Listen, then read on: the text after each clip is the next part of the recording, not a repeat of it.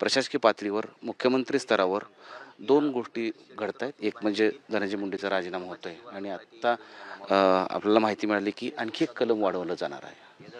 नाही, यांना सगळ्यात जगातलं सगळ्यात मोठं कलम जरी म्हणजे ह्याच्यावर दाखल केलं, ह्यांना ठेसून जरी मारलं, तरी एक निष्पाप जो बळी गेलेला आहे तो तर परत येणार नाही. ह्यांच्यावर कलम वाढलं काय, काय झालं काय, ह्यांना फाशीची शिक्षा आहे.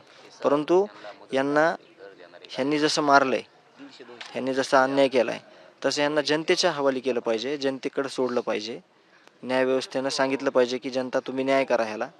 आणि मग कुठंतरी ह्यांना कळेल की वेदना काय असतात, एका भावाचे अश्रू काय असतात, लेकर पोरके केले ह्यांनी, त्यांचं पोरकेपण काय असतंय, याच्याशिवाय काय समजणार आहे. आणि हे मागच्या 2 महिन्यापासून ह्यांना कळायला पाहिजे होतं की एवढा राजकीय दबावापोटी हे सगळं इथं आरोपीला समर्थन द्यायला 200-200 लोक येत आहेत. परळीहून 1,000 गाड्या इथं येत आहेत. आरोपी आल्यानंतर ह्यांना सेलिब्रेशन कळतंय, आरोपीला समर्थन देतात, आरोपीचं मनोबल वाढवतात. हे दिसलं नाही का डोळ्यांनी?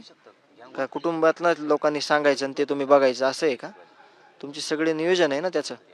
तुम्ही फक्त ही गोष्ट स्वतःवर घेतली नाही म्हणून एवढी दिरंगाई लावली आणि आम्हाला त्रास होऊ दिला.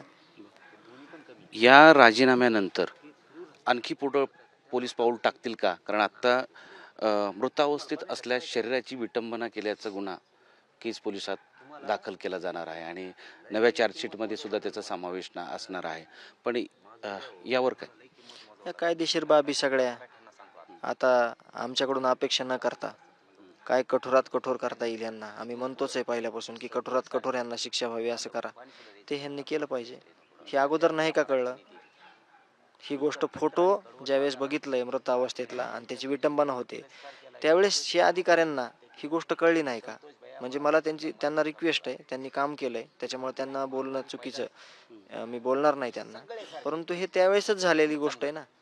हे फोटोहून महाराष्ट्राला कळते, तर व्हिडिओ बघून तुम्हाला कळली असेल ना नक्कीच की ती काय अवस्थेमध्ये होता आणि त्याची काय विटंबना केली. त्यावेळेसच गाईडलाईन घेऊन ही त्यावेळेसच करायचं ना. तपासामध्ये काही गोष्टी